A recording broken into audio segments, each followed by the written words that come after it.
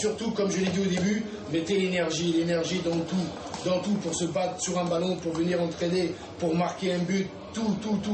On va avoir besoin pendant 60 minutes que tout le monde fasse un gros match. Et oui, un gros match à venir, ils sont ambitieux.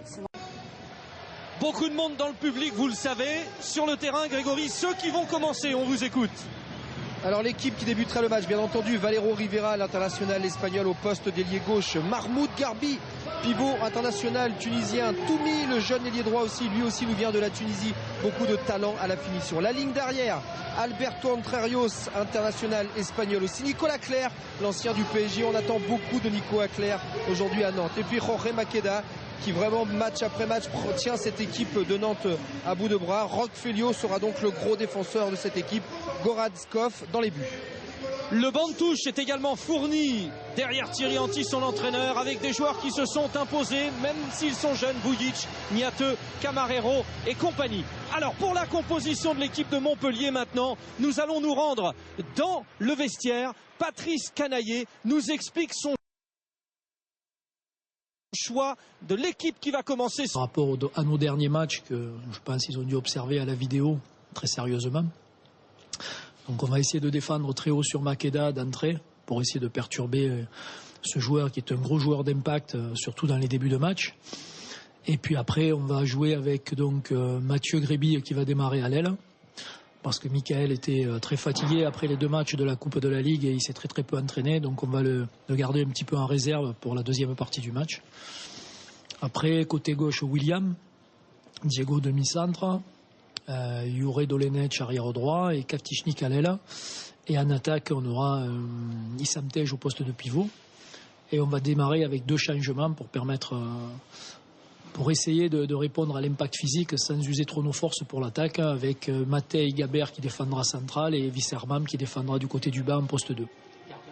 Et Thierry qui va démarrer, il est en pleine forme, il a été 2 fois très bon et voilà, il revient progressivement à son meilleur niveau. Donc on va démarrer avec Thierry, mais on sait que quoi qu'il se passe, on a aussi Arnaud qui est prêt. En général, il est toujours prêt, mais en plus ce soir, il doit être particulièrement prêt.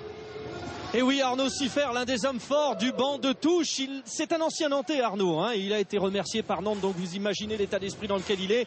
Retour de Dragan Gajic, le meilleur buteur de la D1. Michael Guigou, champion d'Europe, est là avec le petit dernier Anctil, justement le grand ancien Grégory. Les arbitres, présentation. Les arbitres, messieurs Saïd Bounouara et Khalid Sami. On les connaît bien. Des arbitres qui auront la lourde responsabilité, surtout en début de match, de tenir les 2 équipes, puisque dans ce genre de choc, on a bien compris que les 5 premières minutes, ça se passe souvent comme un petit peu comme un round d'observation entre 2 boxeurs. On essaye vraiment d'impressionner l'adversaire. Ils auront la lourde responsabilité de tenir ces 2 équipes dès le début. On attendait ce grand retour de la D1 après la fabuleuse aventure des indestructibles, après le très beau Final Four de la Coupe de la Ligue le week-end dernier. C'est la 14e journée de la D1. Nantes, avec Thierry Anti, Nantes classé 5e, reçoit l'équipe de Montpellier. Montpellier 3e, 2 points de moins, décision administrative. Un seul point sépare les 2 équipes. C'est parti.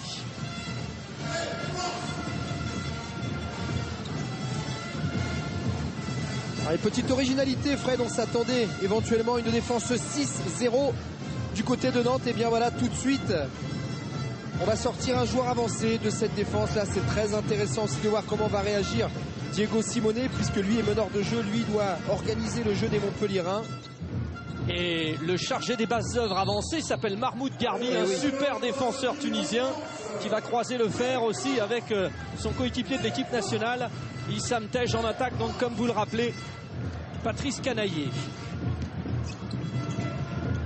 Simone à Cambrai, William à Cambrai, exceptionnel le week-end dernier en Coupe de la Ligue. Il sert Issam Tej et les arbitres indiquent un jet de 7 mètres. Le travail de bloc remise, William à Cambrai qui combine avec Issam Tej. Derrière, y a-t-il une poussette de Maqueda. Les 2 arbitres indiquent le point de pénalty. Vitka Vichnik, slovène, contre Skov, slovène aussi. Très slovène tout cela. Et bien c'est un arrêt de Gorazd Skov. mais récupération de Vitkavtichnik. Il y aura carton jaune pour le défenseur principal, Roque Félio. Premier but de la rencontre donc. Voilà, après cet arrêt de pénalty, les deux joueurs qui se battent pour récupérer le ballon, bien entendu. Vitkavtichnik plus près des 6 mètres récupère la balle. Et prise en strict, Fred, directement de Diego Simonet sur Jorge Maqueda. On devait s'y attendre. Maqueda actuellement peut-être un des meilleurs arrière droits de notre planète handball. Allez, Nicolas Clerc, petit manieur de ballon, grand par le talent, ancien parisien, il perd le ballon. Attention à cette diable de défense montpelliéraine qui a fait souffrir tout le Gotha français le week-end dernier face à Dunkerque en demi-finale et en finale face à Saint-Raphaël. Matej Gabert et Wissam Erpam, les deux remplaçants pour la défense, sont assis. Nous sommes en attaque. Discussion Tej et Simonet. Les Montpelliérains attaquent. Dolenec, encore un Slovène. Il y en a beaucoup sur le terrain, vous le savez. Et voilà, la défense très très haute de Mahmoud Garbi. Est-ce que ça gêne? Un impact signé O'Brien Niateux, Grégory. L'impact ne sera pas sifflé par les arbitres. Tout simplement, la perte de balle a été commise avant par Jure Dolenec. Allez, intervention de Mathieu Gréby. On part très vite en contre-attaque. Mathieu Gréby avec Jure Dolenec. Le ballon pour Matej Gabert. Un Slovène encore face à un autre Slovène. Décidément, on salue tous ceux de Ljubljana, de Koper, de Cellier, de Vélénier. Grand club de hand et défense de l'ailier cette fois-ci, Mathieu Gréby. Fred, je pense sincèrement qu'il y avait bel et bien un penalty là-bas. Sur Toumi, je vois bien quand même, on va voir les pieds. Eh bien non, pas du tout, c'est bien arbitré. Les deux pieds ne sont pas en zone de la part de Mathieu Gréby. Bravo messieurs les arbitres, c'était pas facile à voir. Claire, Entrerios. Entrée de Valero Rivera, les deux Espagnols, et il va tout seul. Alberto Entrerios, non, il n'est pas vieux, il a toujours la forme. Il a à peu près le même âge que Thierry Omeyer. On a des joueurs là, entre Scoff, Omeyer et Alberto Entrerios, on a dépassé les 35 ans, mais le talent est toujours là. La détermination aussi. William Acambray à la limite du passage en force face à Jorge Maqueda. Là aussi, duel de titans, Acambray, Maqueda. Oui, on peut parler, Grégory, en termes d'ancienneté, par exemple du fameux mondial 2005 où vous aviez mis un terme à votre carrière internationale, vous avec Jackson Richardson, et vous aviez joué ce mondial remporté par les Espagnols. Dans cette équipe, il y avait Entrerios et il y avait aussi, bien sûr, côté français, Thierry Omeyer en 2005, ça fait 9 ans. Tej, Dolenec. Oh, c'est super ce qu'il a proposé, le petit Simonet, mais encore une fois une belle parade de Gorazd Scoff.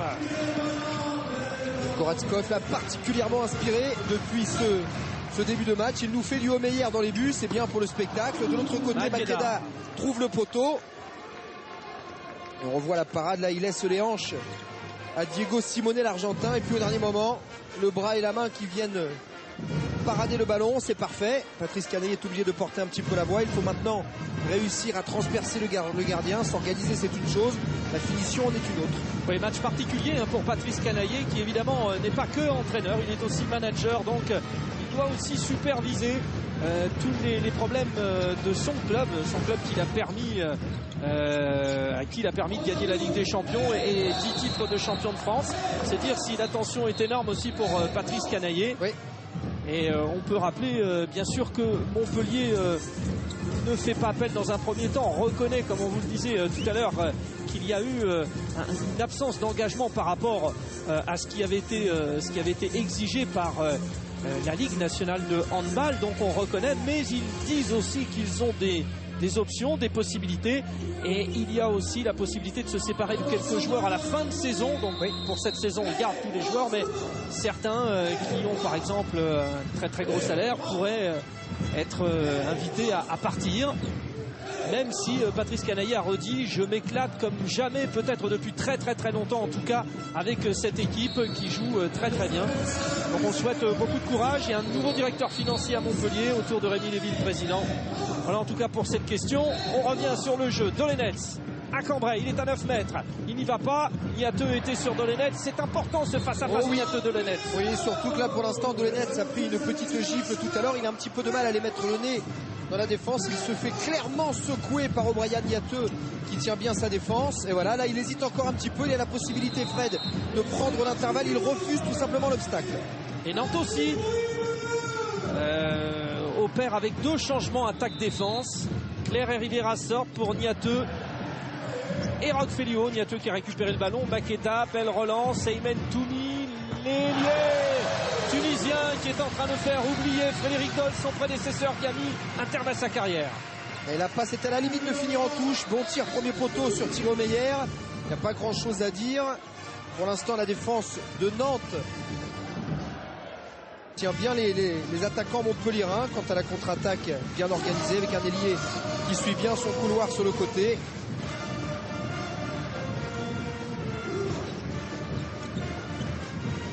Et encore une fois cette grande et belle ambiance ici à Nantes. Et on l'a vu, ça marche aussi pour les filles. Ouais. Dolenets et parade de Scoff, on le rappelle, la semaine dernière sur Sport Plus, eh bien l'équipe de Nantes recevait Toulon en championnat féminin et le record d'influence pour un match du championnat de France de handball a été battu avec 5000 spectateurs. C'était ici à Beaulieu encore une fois et le record avait été battu dans la grande salle au mois de décembre dernier pour les garçons avec la victoire sur le PSG. Vous étiez, Grégory, parce que moi j'étais avec les filles du championnat du monde d'Alain Porte. Et c'est marqué Mathieu Gréby. Et on s'attaque un petit peu de la même manière du côté des Montpelliérains et des Nantais. D'abord une défense très forte, un gardien qui fait les arrêts, puis sur le jeu rapide. Là tout à l'heure c'était Toumi. Maintenant c'est Mathieu Gréby qui s'impose à l'aile avec un tir au-dessus de la tête de Scoff dans les buts. Alors la dernière fois qu'on vous a présenté des Nantes-Montpellier, c'était à chaque fois très serré. Les Montpellier-Nantes le sont un peu moins à Montpellier, mais les Nantes-Montpellier, oh là là, Matej Gabert. Alors là oui, mais c'est super bien joué de la part de Nicolas Clerc, Grégory. Ouais, c'est bien joué tout simplement parce que lui n'hésite pas à mettre le nez dans la défense. D'abord un petit point de fixation et puis derrière il va passer l'épaule. Vous allez voir le point de fixation, il passe l'épaule et derrière la main au niveau du visage. Les 2 minutes sont indiscutables. En supériorité numérique les Nantais. Avec les 2 Espagnols qui encadrent le Français Nicolas Clerc. Bakeda, Rivera, c'est ouvert.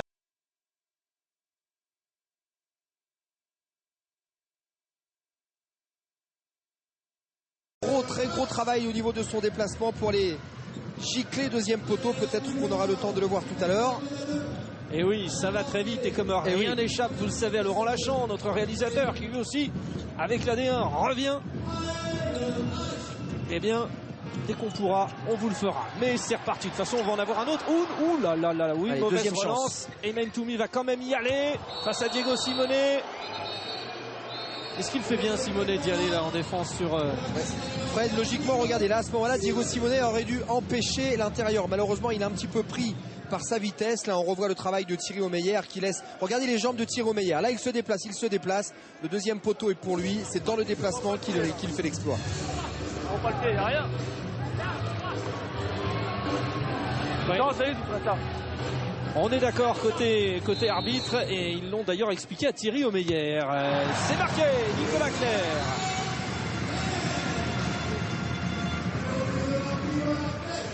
Et Nantais. C'est bon là?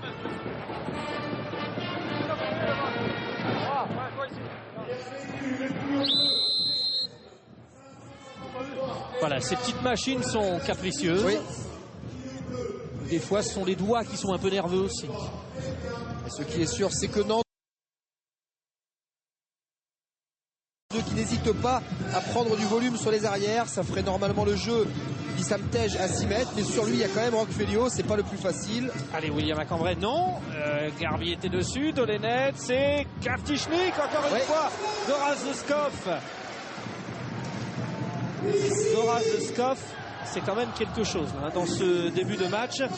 5 sur 7, 71%. Oui. L'autre côté, Thierry Omeyer, 4 sur 8. fais pas l'affront de vous donner le pourcentage. C'est très bien qu'en cas de problème sur le poste d'ailier droit, bien entendu, Dragan Gajic, le meilleur buteur de notre championnat, blessé à la cheville, pourrait très vite revenir et redevenir performant. Et sinon, Antoine Gutfreund, jeune joueur issu du centre de formation à Montpellier, lui aussi peut sans problème se charger de la tâche d'ailier. Oui, Dragan Gajic qui s'est blessé lors du match Slovénie-Ukraine. Il y a une vraie bagarre. Bon, allez, Nicolas Clerc à la construction et à la finition. Ça fait 3 buts d'avance pour les Nantais. Et Kartichnik en difficulté. Alors est-ce que ça va précipiter l'entrée en jeu de Dragan Gajic qui se remet doucement quand même de sa blessure? Vous les avez certainement vu ces images sur internet, la bagarre provoquée d'ailleurs un peu par Zizej, le pivot slovène de Toulouse. Et après c'est parti en grosse bagarre. C'est assez rare en handball, mais voilà, c'est arrivé. Et donc beaucoup de joueurs y étaient, qui sont là ce soir. C'est un match pour se qualifier pour les prochains championnats du monde, en tout cas pour se qualifier pour les barrages. Niateux en attaque. Il ne fallait pas rêver, bien entendu, O'Brien Niateux qui a été plus que présent et efficace en défense.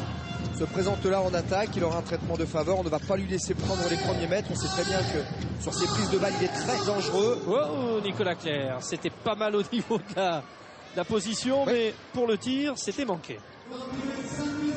Thierry Omeyer et son orchestre, vous l'avez vu.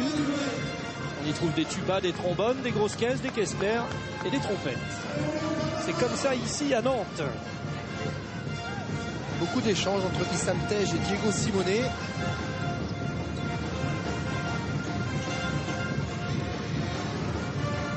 Dolenetz et Simonet, ça va vite. Oh, merci Skov, parce que là il y avait de l'espace. Ouais, ça commence à être inquiétant là pour les Montpelliérains. Là, Goratskov qui complètement repousse les Montpelliérains dans leurs intentions, étant mort, demandé par Patrice Canaillé. Je pense qu'on va entendre parler de la finition. Et Guigou et Gajic se préparent. Allez.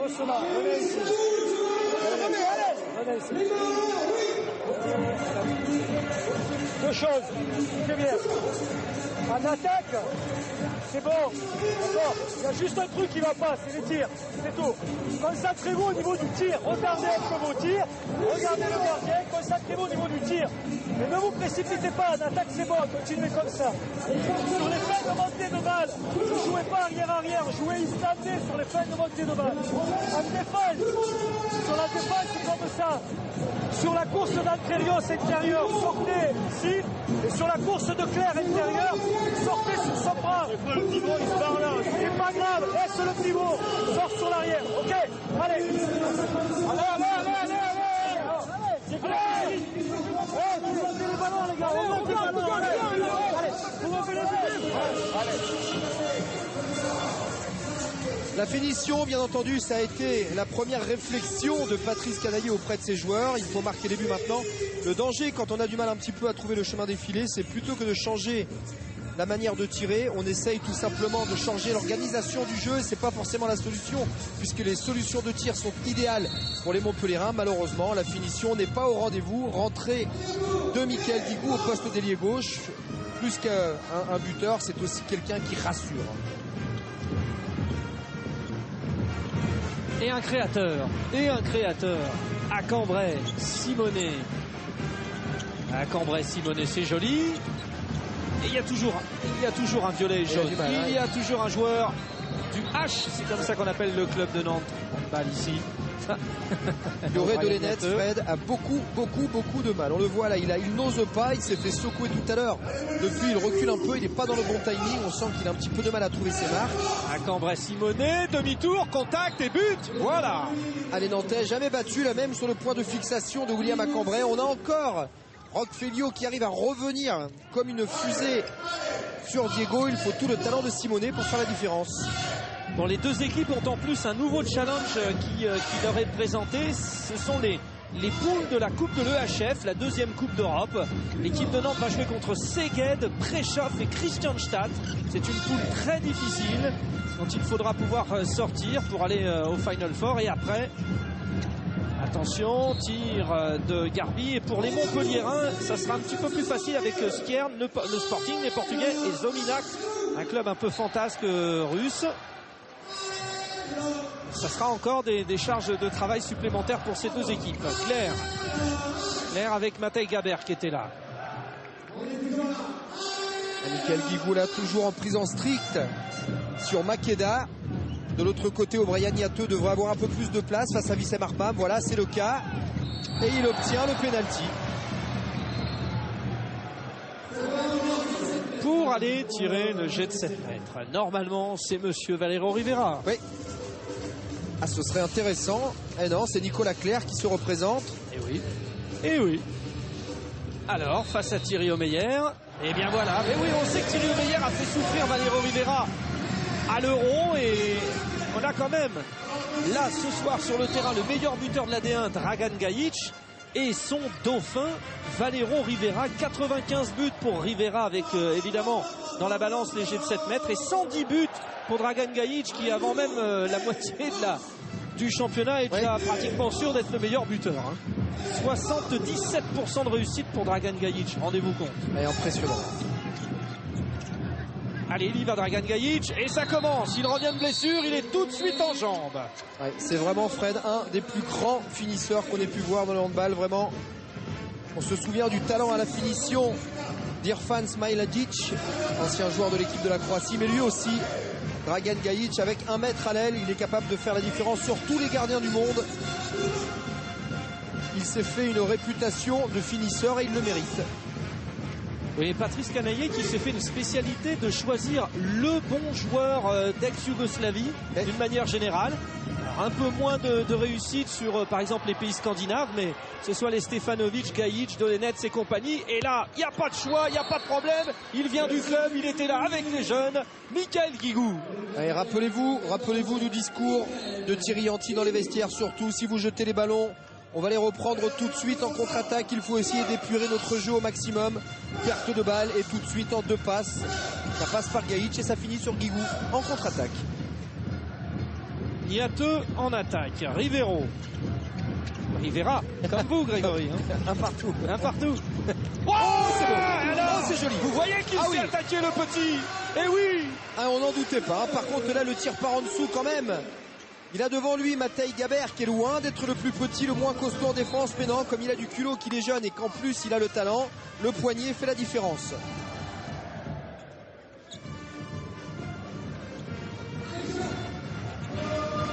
Mais le rapport de force s'équilibre évidemment. On a passé la moitié de la première mi-temps. Match au sommet de cette 14e journée. C'est reparti pour la D1 tous les jeudis soirs sur Canal+ Sport. Simonet. Bon, mais qu'est-ce que c'est génial! Mais qu'est-ce que c'est génial! Quel joueur cet Argentin! Travail de bloc parfait à 6 mètres. Dissam Tej est derrière Simonet qui le lie à la perfection. Il prend le bloc et il trouve la lucarne. On est en mesure de vous dire que le pari Simonet est gagné, parce que Simonet effectivement est un joueur fantastique. Le club d'Ivry également en équipe d'Argentine, mais d'aucuns disaient que ça serait difficile pour lui de s'imposer à Montpellier. Eh bien oui, c'est encore lui qui fait la passe décisive sur Michael Guigou. Perte de balle, même punition pour les Nantais.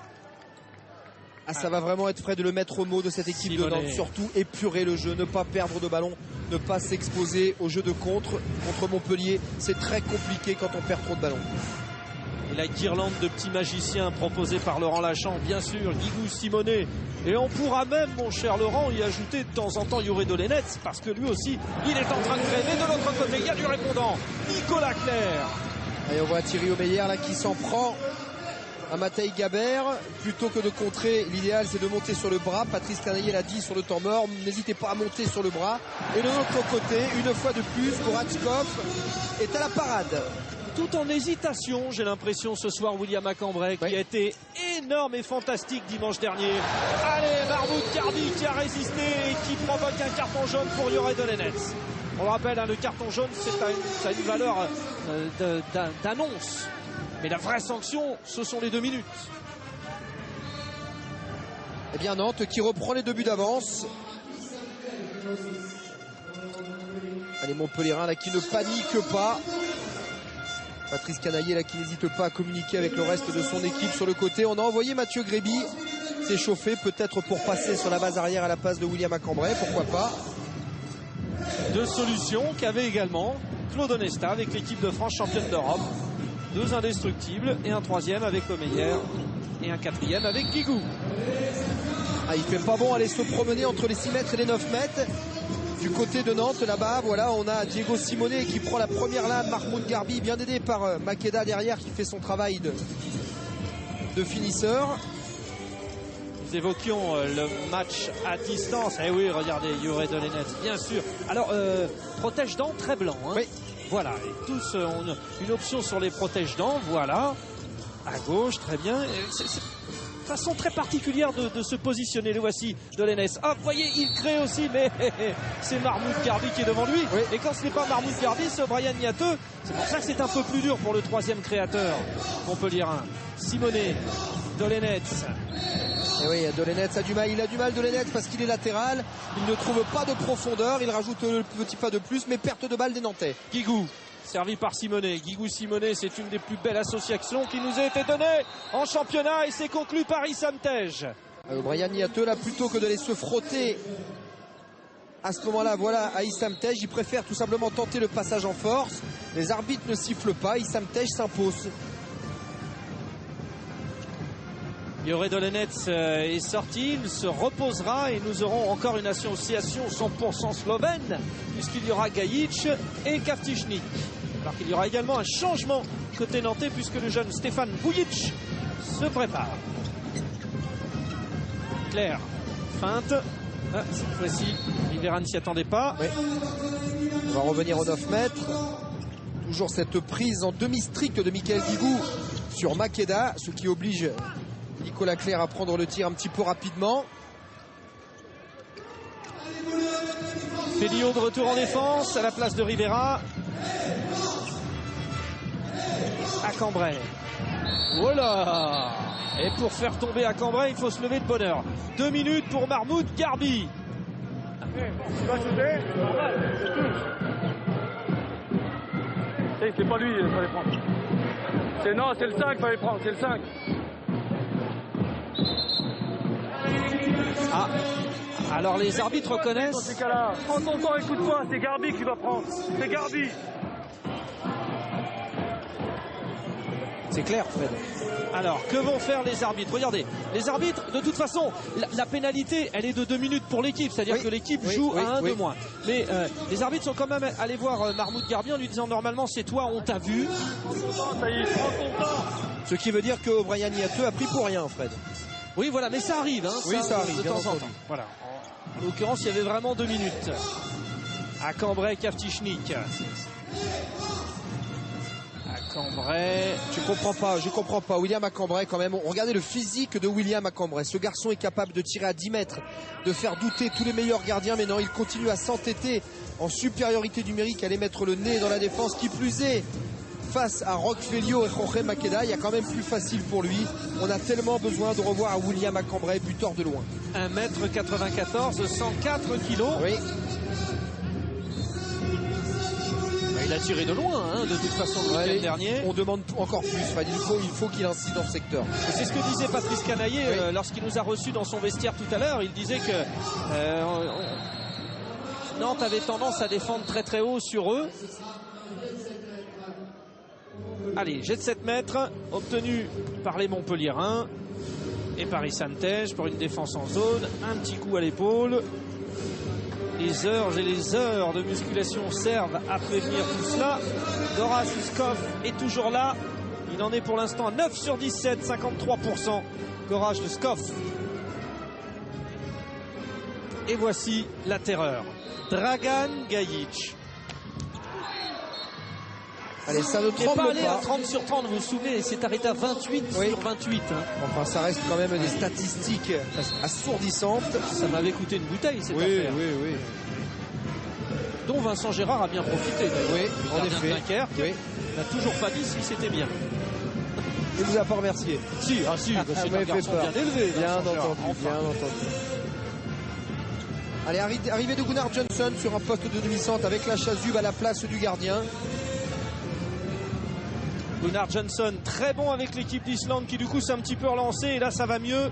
Longue discussion avec Thierry Anti pour reprendre confiance. Super, Mahmoud Garbi, ça joue bien côté nantais. Un petit peu étonnant quand même le comportement. Regardez le comportement de Wissem Ahmam. Plutôt que d'être en demi-position, de sauter ou d'aller sur le ballon, dans ces cas-là, il vaut mieux garder les pieds au sol. Il est ni sur l'un ni sur l'autre.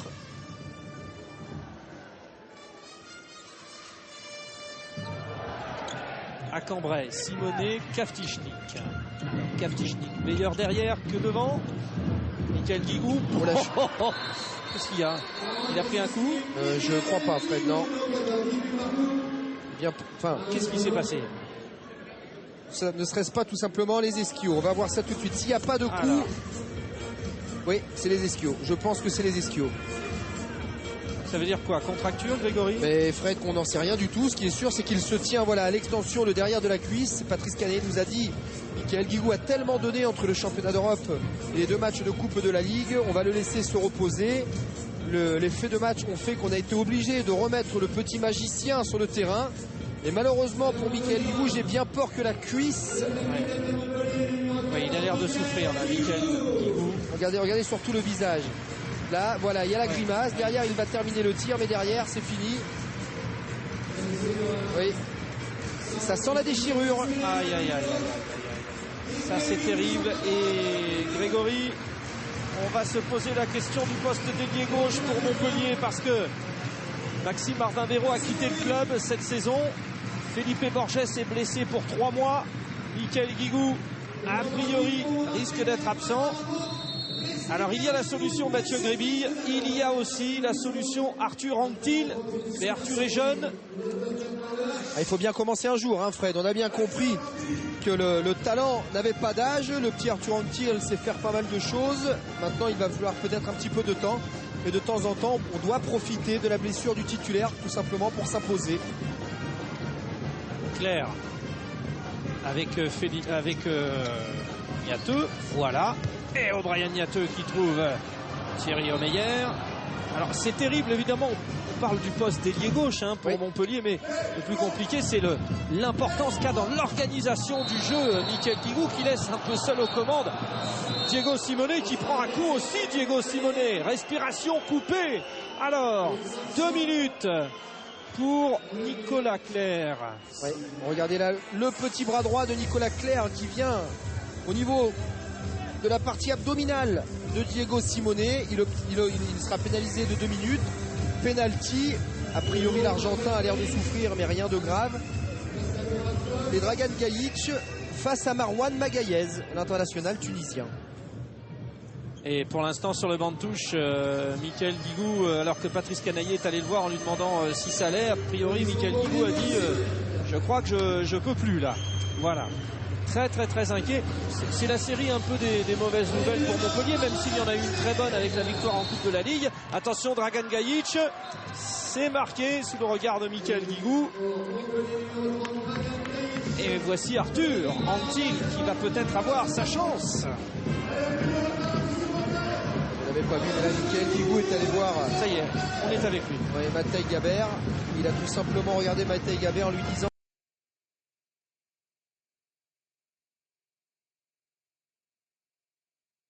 ça a tiré derrière la cuisse, on l'a vu avec pour diminuer le temps de récupération, bien entendu. Rivera Makeda et Toumi. Mais non, c'est pas Toumi. Non, c'est pas Toumi, c'est Jordan Camarero. Et oui. Il venait de rentrer, Jordan Camarero, qui aura forcément beaucoup plus de temps de jeu. Alors même si Mathieu de la Bretèche est blessé, c'est le seul blessé de l'équipe de Nantes. Il faut savoir que Michele Scatar, et ça avait été évoqué depuis un petit bout de temps, est reparti jouer en Italie, le capitaine de l'équipe nationale italienne, Michele Scatar. Donc sans Michele Scatar, forcément beaucoup plus de temps de jeu pour Jordan Camarero. Formé au club, grand espoir aussi. Un petit peu le pendant d'Obryan Niateux de l'autre côté. Kaftichnik à Cambrai. Passe de William à Cambrai dans le dos un petit peu compliqué. Il n'y avait pas forcément, on va laisser la contre-attaque. Et encore une fois, Jordan Camarero.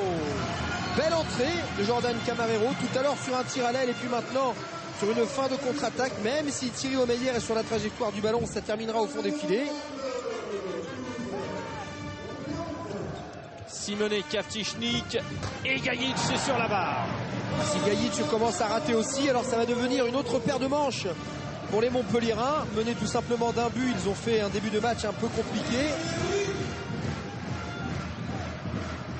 Oui, il n'y a plus quand même énormément de solutions côté montpelliérain. Ouais. Après, il faudra lancer les petits jeunes. Gudfrund à droite, Antil à gauche. Et il y a toujours la solution, mais ça, c'est autre chose du gardien s'y faire. Pour l'instant, ce n'est pas le problème. Tous les autres ont été sollicités, donc on a vu tout déjà, pratiquement, côté Montpellier. Makeda avec Niateux, Claire. À 9 mètres, allez, grosse défense de Mathieu Gréby. Ram. Attention Wissem. Et on l'a dit, Brian Niateux très généreux en défense, autant en attaque, vous le voyez, là, il n'hésite pas à aller défier le grand Wissem Armam. Niateux très haut, balancé, ça aurait peut-être pu valoir quelque chose aussi. Les arbitres ont dit non, et les Montpelliérains remontent le ballon avec vite. Kavtichnik. Et bon retour là de vie de Kavtichnik, un début de match plus que moyen pour l'international slovène. Il revient bien là sur ce tir décroisé. Alors, meilleur arrière qu'ailier finalement. Alors ce garçon a beaucoup de talent, que ce soit à l'aile ou arrière, il est capable de faire la différence. Ce qui est sûr, c'est qu'avec l'équipe de Montpellier, il est énormément utilisé sur ce poste d'arrière droit, dû au talent de Dragan Gajic. Et temps mort demandé pour Nantes. Bien, écoutons Thierry Anti justement.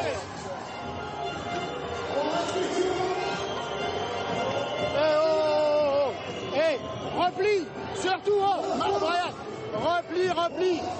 Là, sur la street, j'ai dit. Ouais, mais quand il y a street, s'il y a street de nouveau, ils vont peut-être changer les buts un peu, toi. Tu connais tout, toi. Ferme-la un peu. Tu rentres dans ce cas-là, Makeda. Une fois, tu rentres. Sinon, 100 balles. D'accord? Ok. Hey, O'Brien, il faut prendre le ballon lancé. Toi, où est-ce qu'il est, Mahmoud? Laisse la place pour les 1 contre 1. D'accord? Ok? Allez, les gars, allez, continue, les gars, par contre, même qu'on soit d'accord ou pas, on replie, parce qu'on prend des contre-attaques bêtes, là. Ok?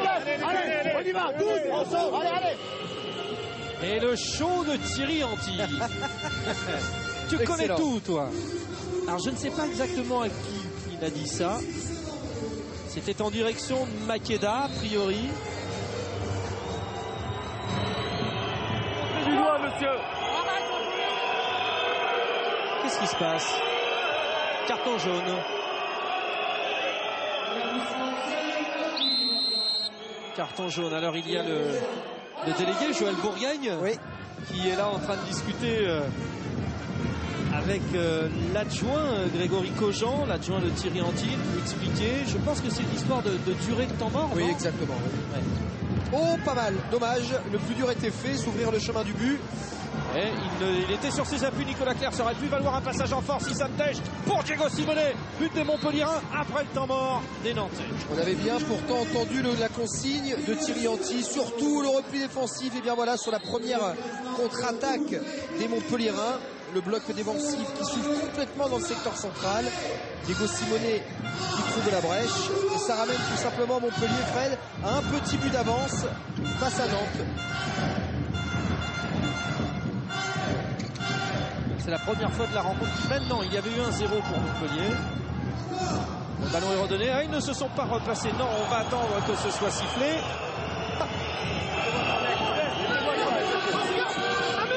Voilà.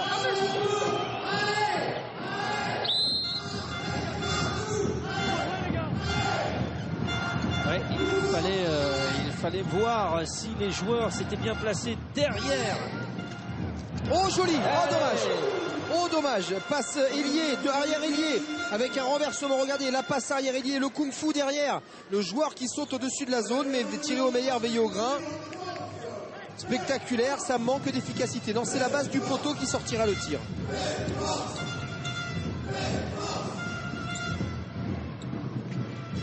À Cambrai, Simone, Kavtichnik.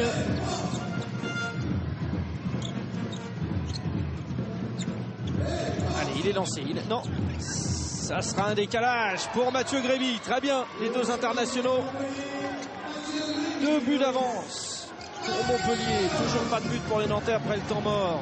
Et Thierry Anti, nous sommes à 1 minute et 10 secondes de la pause. Ça fait cher pour les Nantais qui ont longtemps mené. Oui. Je nous rappelle quelque chose, ça, par exemple, le France-Espagne, les demi-finales des championnats d'Europe. Allez, Mahmoud Garbi. Très simple, Fred, croisé, demi-centre arrière avec un pivot qui glisse dans le dos. Ça suffit tout simplement pour créer un tiroir dans le dos des Montpelliérains. Mahmoud Garbi qui joue bien le coup, tout est parfait. Et on va se régaler à la mi-temps parce qu'on va faire le point complet sur le championnat. On va revenir sur les 2 matchs d'hier. On va parler de nos champions d'Europe avec vos rubriques. Et Laurie vous attend. Restez bien avec nous pendant cette mi-temps. Plein de surprises. À Cambrai avec Simonet. Simonet Tej. Allez, il a récupéré le ballon. Le bras est levé. Les arbitres menacent du refus de jeu. Allez, 15 secondes à jouer. On n'arrête pas le temps. Le temps n'avait pas été arrêté. Ouais, non, passage en force, dit Samtej, ils n'auront pas le temps. 5 secondes. Arrêtez le chronomètre, le ballon est sorti. Oui, le temps de réaction. Ça, il faudra quand même vraiment trouver quelque chose sur cette histoire de chronomètre qui défile. Oui. Parce que je sais que ça vous frustre. Ça vous frustre. Chers abonnés, on en parle souvent avec vous. Vous nous en parlez de cette règle. Allez, il reste 3 secondes, Fred. Et comment faire? Et si on assistait à un exploit, tout simplement une relance très rapide de la part de Scoff et puis un tir pris un petit peu à la désesperado des 10-12 mètres. Sauf que dans les buts, il y a quand même Thierry Omeyer plus le bloc défensif montpelliérain. Ça tiendrait tout simplement de l'exploit. Oui, Thierry Anti est allé justement donner 2-3 indications à Gorazd Scoff. Même chose pour Patrice Canaillé qui est avec Matej Gabert. Attendons que Mathieu Gréby sorte. Voilà, ça y est, Gabert rentre. Attention, Nicolas Clerc, ça tire. Voilà, on en reste là à la mi-temps. Avantage à Montpellier, 14-13. Mais ils s'en sortent bien les Montpelliérains, Grégory. Ouais, on a eu peur, on a eu peur au début du match. On les a sentis un petit peu empruntés sur ce début du match. On n'a pas eu forcément, je dirais, le grand Montpellier qu'on a pu voir à la Coupe de la Ligue. Et puis petit à petit, ils ont refait le match. Alors bien entendu, la blessure de Michael Guigou risque de poser problème. D'ailleurs, Fred, je crois que vous n'êtes pas très loin de Michael Guigou. On va peut-être savoir si oui ou non la blessure est grave. En tout cas, voir ce qu'il a ressenti. Oui, Michael qui met son survêtement. Alors, Michael, les premières sensations, ça fait quoi? Ça fait mal, non, je pense que ça s'est déchiré derrière Alessio. J'avais des douleurs là depuis la fin du match contre Dunkerque et là, malheureusement sur l'impulsion, ça a lâché. C'est une histoire de 3 semaines, non? C'est ça, non? J'en sais rien, on passera les examens, on verra bien. Mais Greg, en général, il a le bon pronostic. Oui, je sais, mais il n'a pas voulu se mouiller. Ça va, okay. Bon, un mot sur cette première mi-temps. Finalement, Montpellier s'en sort pas trop mal, là. Oui. Bah, à partir du moment où on a un peu monté les ballons, ça a été mieux. Ça a été mieux. Bon, au début de match, je pense qu'au niveau de l'efficacité, au niveau des shoots, on n'était pas bien. Donc on a couru derrière. Et bon, depuis, je pense qu'on joue un peu mieux en attaque. On est un peu plus patient et un peu plus efficace aussi. Donc voilà, la défense, il y a encore quand même pas mal de solutions trop évidentes pour eux. Donc j'espère qu'on va rectifier ça pour la deuxième. Merci Mickaël, et ça fait drôle de savoir qu'on va devoir se passer un peu de vous. On avait pris nos habitudes. Hein. Allez, bon courage. Laurie, c'est à vous sur cette mauvaise nouvelle donc concernant Michael Guigou. Oui, la blessure de Michael Guigou, dont vous partagez l'analyse, Nicolas, de cette première période. Montpellier qui a couru après le score, qui a eu beaucoup de mal en termes d'efficacité en début de rencontre, et puis qui a fini par commencer à trouver des solutions. Oui, il y a 2 parties dans cette mi-temps. Une première partie où Nantes impose sa défense, c'est sa marque de fabrique. C'est la deuxième défense du championnat. Puis c'est la marque de fabrique de Thierry Anti. Dans toutes les équipes qu'il a eues, il a toujours produit de grosses défenses. Et puis un Scoff, un gardien que vous aimez beaucoup, qui fait pas mal d'arrêts en début de match, qui met un petit peu les tireurs de Montpellier dans le doute. Et puis il y a cette entrée là de Gaïch qui a un petit peu dynamité tout ça. Thierry Omeyer, lui aussi, s'est mis à sortir des ballons, même si là Toumi marque en contre-attaque. Et puis à la fin de cette streak sur Makeda, n'a pas forcément donné entière satisfaction, même si du coup peut-être que ça a éteint Makeda. Le but, on a vu le coach Patrice Canet le dire, le but c'est de Makeda a un impact physique dans le début de match. Donc peut-être que ça a eu aussi cette vertu quand même, mine de rien. Et pour l'instant, ça donne un avantage d'un but donc à Montpellier à la pause. On va revenir sur la première période de ce Nantes-Montpellier qui marque la reprise de la D1, moins de 2 semaines après le titre européen de l'équipe de France, avec 15 des 18 champions. Justement, on en parle juste après ça.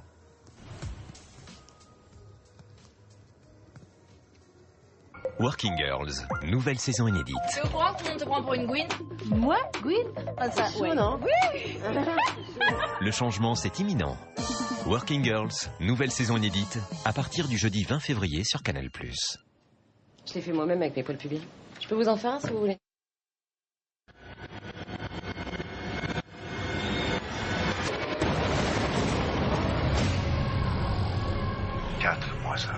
Kaplan. 4-1. Pour le retour de Kaplan, c'est à la vie à la mort. Je vais lui fracasser la gueule. Vous êtes déjà prêt à tout perdre. En toile de fond, une guerre impitoyable au cœur de la mafia russe. Le grand patron, Vissarionovitch, a interdit à ses hommes de recourir au trafic de drogue et à la prostitution.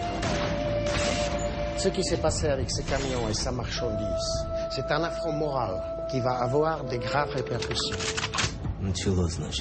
Le seul moyen que connaissent ces gens pour gérer un conflit, c'est d'aller buter leur ennemi jusque dans les chiottes.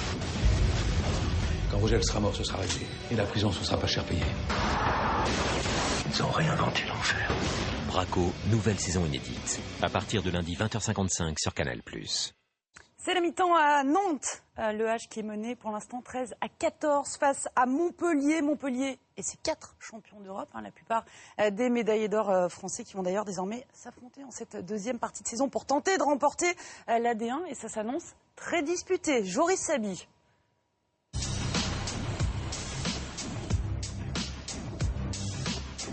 Ils ont conquis l'Europe ensemble, ils vont désormais s'affronter pour dominer la France. La grande majorité des indestructibles évoluent en D1 et beaucoup d'entre eux dans des équipes du haut de tableau. Daniel Narcisse, Lucas Ballot et Samuel Onroubia sont les fers de lance d'une formidable armada. Au total, le PSG compte 9 joueurs qui ont disputé les demi-finales de l'Euro il y a moins de 2 semaines. Mais si les Parisiens avaient survolé le championnat la saison dernière, ils sont moins souverains cette saison. Battus en demi-finale du Trophée des Champions et de la Coupe de la Ligue, Paris n'a pas encore remporté de trophée cette saison et le titre de champion est loin d'être acquis. Il faut travailler, faut tout donner tout le temps et avoir un état d'esprit de guerrier et essayer de rester premier. Le principal concurrent des Parisiens, c'est Dunkerque, co-leader à la fin de la phase aller. Ici, pas de grandes stars. Guillaume Joly et Vincent Gérard font partie d'un effectif homogène où le danger vient de partout. Deuxième, la saison dernière, les nordistes ont les moyens de grappiller encore une place. Ils l'ont notamment prouvé en battant le PSG au match aller.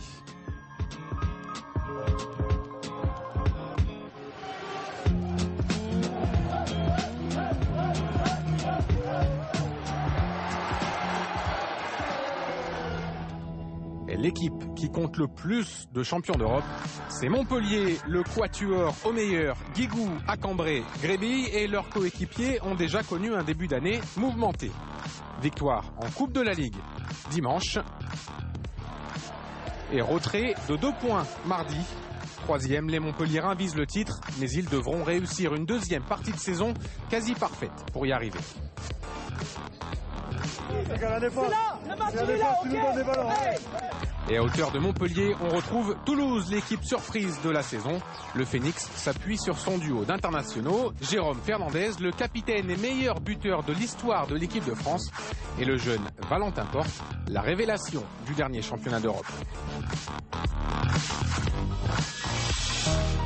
Et si on rajoute Igor Anić à Cesson-Rennes, Luka Karabatic à Aix et Kevin Niokas et Cyril Dumoulin à Chambéry, ce sont au total 15 des 18 champions d'Europe que vous pourrez retrouver sur les terrains de D1 chaque semaine sur les antennes du groupe Canal.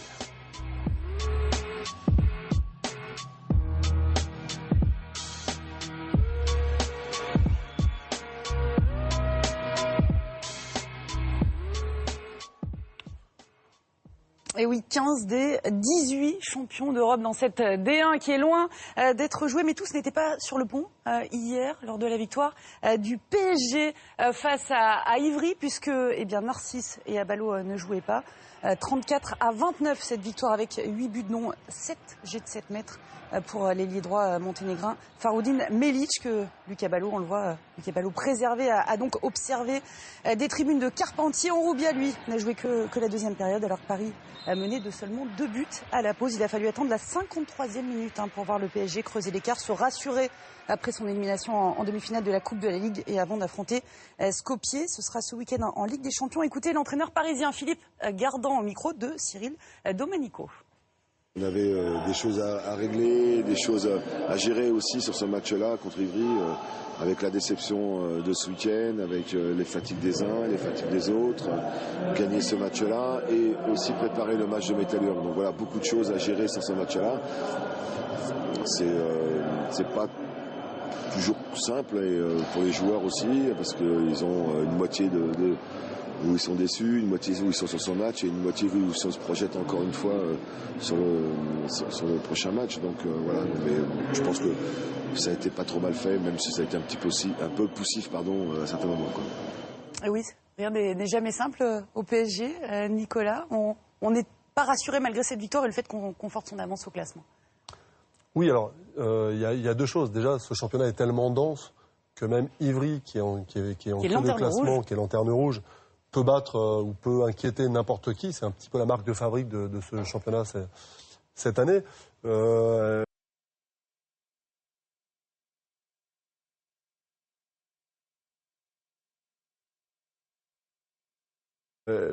y a une pression particulière sur ce club, on le sait, c'est le club de la capitale. Il y a des investisseurs qui ont mis pas mal d'oseille. Et le fait d'être éliminé de cette coupe, ça rajoute une pression supplémentaire, c'est sûr.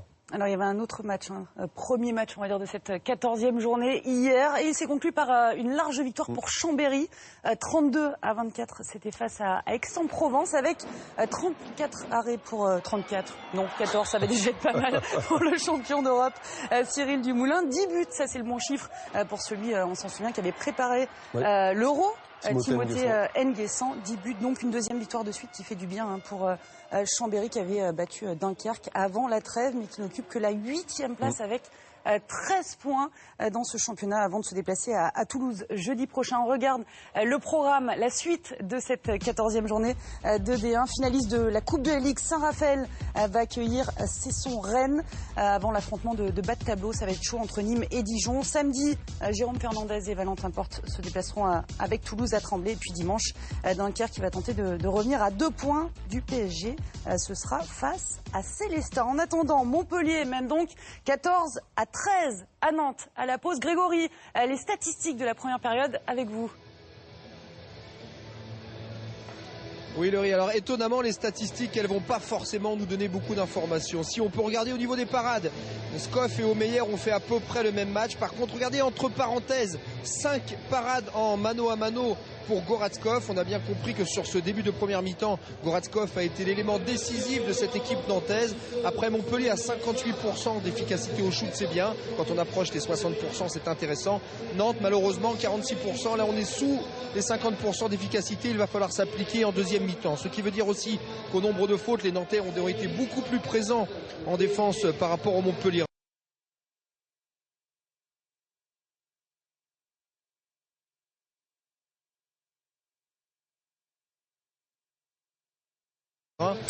Dunkerque, plutôt, s'ils s'imposent face à Célestat, reviendront à la hauteur du PSG, ce qui confirme ce que vous disiez, la densité et le fait que ce championnat soit très serré. Nantes, on y revient, après un très bon début de partie, qui avait creusé l'écart et notamment, vous le rappeliez, grâce à son point fort, la défense. Et oui, c'est vraiment la marque de fabrique et de cette équipe et de son coach, Tiranti, depuis de longues années.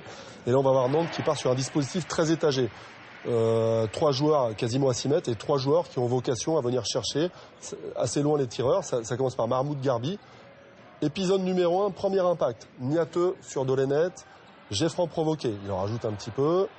Ça fait partie de cette défense. L'attaque reprend, boum, deuxième impact. Dolenets en reprend une toujours par Niateux, qui est sorti au-delà des 9 mètres. Là, c'est pas un jet franc, mais c'est une touche provoquée par Roque Félio. Ça repart. 3e épisode. Alors, on revient sur Dolenets, on sait pas trop pourquoi. Et là, c'est Mahmoud Garbi. Boum, 3e impact, 3e jet franc provoqué. On le sait, c'est une stat intéressante. Le règlement du hand permet de provoquer des jets francs. Il faut en faire le plus possible. Et là, regardez, 4e épisode, Dolenets, qu'on a pris 3 précédemment. Là, il fait du grand n'importe quoi. Une petite passe dans le dos qui arrive directement dans les mains de Niateux. Et c'est pas fini. Makeda, une passe laser pour Toumi, le Tunisien, l'ailier droit, qui marque. Donc là, on a vraiment vu sur cette action le gros point fort de cette équipe avec cette défense avancée qui provoque des jets francs, use l'attaque adverse. Et la conclusion idéale de tout ça, c'est la contre-attaque. Donc c'est vraiment du bon boulot qui vraiment symbolise les 10 premières minutes, le premier quart d'heure excellent de nos amis nantais. Oui, parce qu'à l'inverse, en plus, Montpellier a eu du mal niveau efficacité. Hein.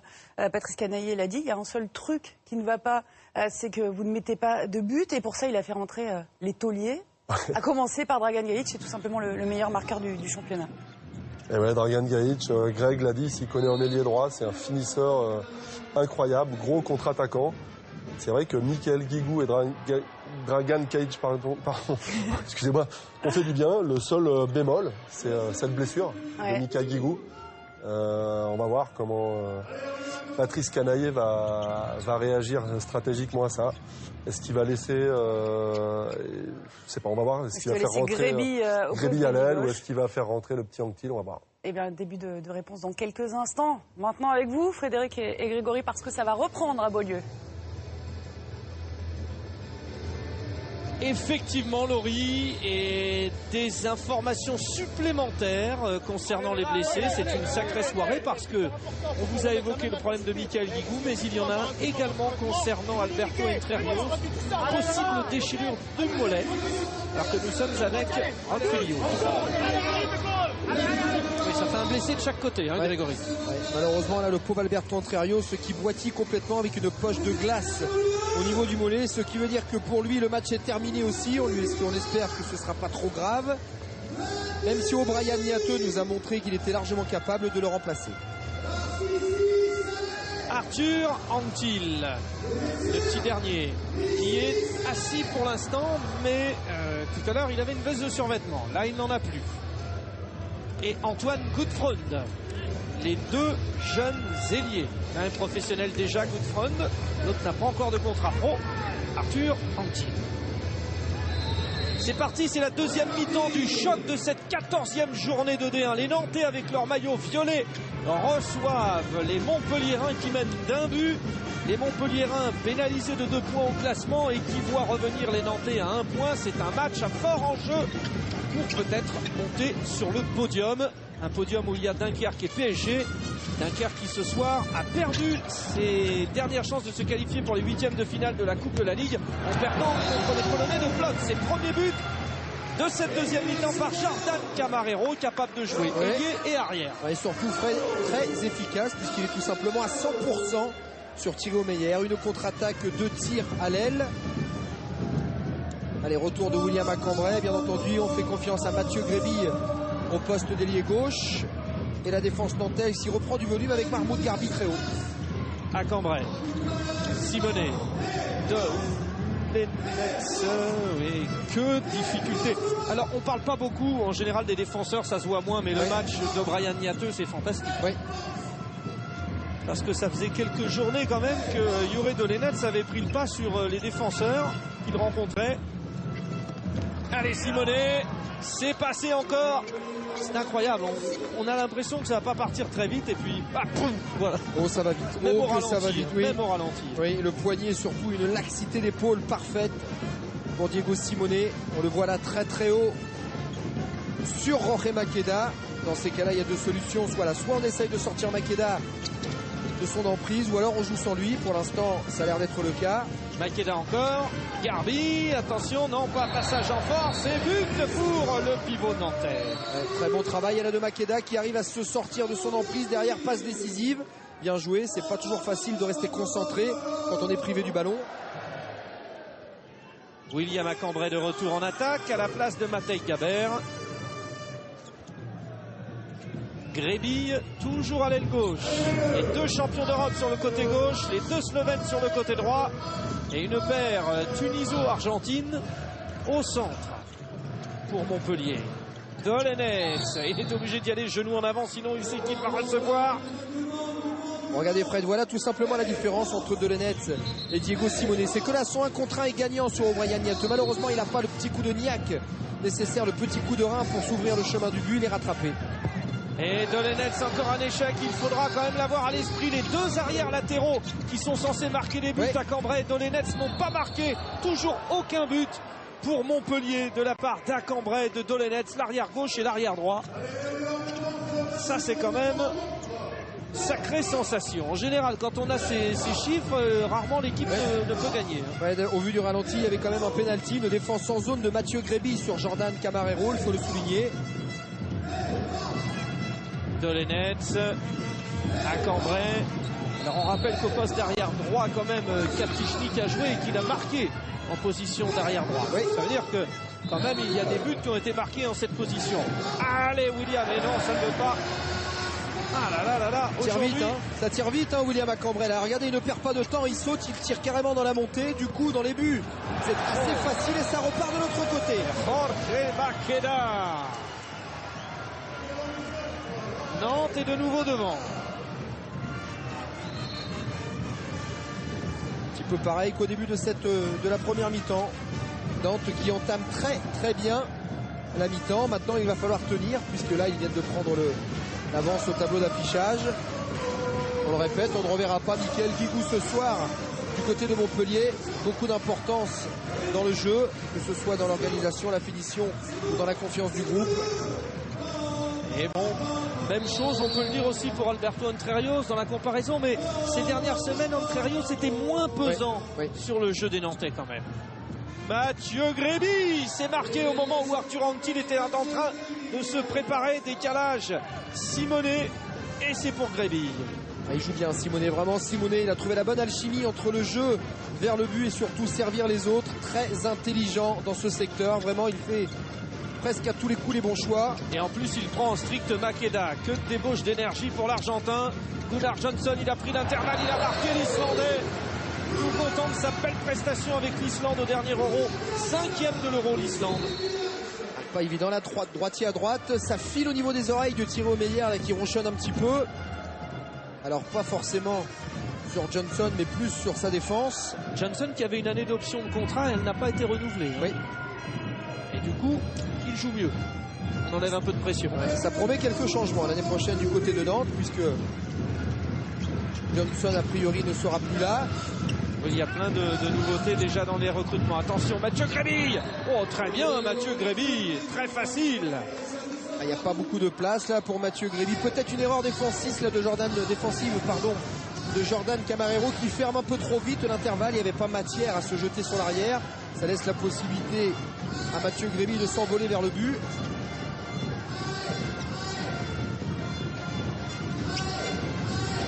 Je rappelle que Mickaël Robin, l'un des 3 gardiens de Montpellier, a signé à Cesson Red Métropole pour l'année prochaine. Florent Joly, l'ancien ailier de Montpellier, a signé à Célestat comme un nouveau joueur nommé Vujic aussi à Célestat. Allez, encore présence de Matej Gaber, c'est bien vu, c'est reparti. Gunnar Johnson avec O'Brien Niat. Explication là entre Thierry Omeyer et Dragan Gailly. Au moment, il faut rester concentré sur le jeu. Attention, il y avait encore une bonne défense des Nantais. Ça aurait pu être passage en force. Mahmoud Garbi l'a bien récupéré. Et voilà, Thierry Omeyer. Thierry Omeyer une fois, mais pas deux. Hein. On a perte de balle de Dolenec. Et derrière, il s'impose encore d'abord avec ce petit déplacement. Vous regarderez les déplacements des jambes avant la parade. C'est tout le travail d'avant-parade pour un gardien. Et on en parlait avec Igor Vori à Chambéry lors de la Coupe de la Ligue le week-end dernier. Il nous disait il est terrible ce Thierry Omeyer. Quand il faut fermer derrière, il est là, c'est incroyable. D'ailleurs, le PSG changera de gardien. Sierra est annoncé partant. Parmi les pistes, celle d'Alilovic, le gardien de la Croatie, est ce Subodor en coulisses. Celle de Niklas Landin aussi, le Danois, mais a priori, ça serait un peu moins la tendance. Rien n'est signé bien sûr, mais voilà les tendances. Alors, Thierry Omeyer n'était pas content.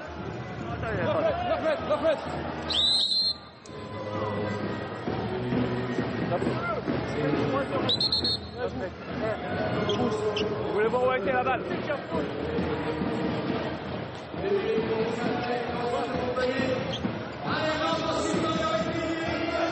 Alors, vous aurez remarqué, hein, Thierry Omeyer discute souvent avec les arbitres, mais c'est toujours très respectueux. Il n'y a jamais un mot plus haut que l'autre de la part de Thierry Omeyer.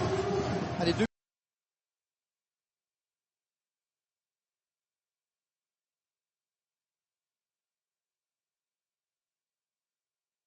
minutes. Et on voit le travail là-bas sur le côté, Dragan Gajic qui hésite à fermer l'intervalle. Pourquoi? Parce qu'O'Brien Niateux tout à l'heure s'est imposé face à Thierry Omeyer.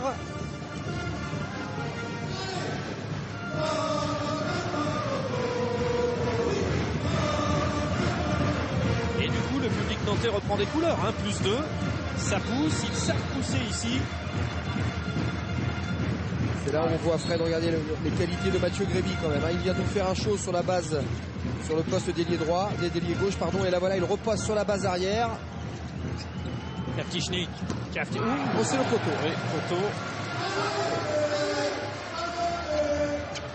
On voit ça, Kavtichnik. Et oui, de toute façon, Skov, son compatriote, était dessus.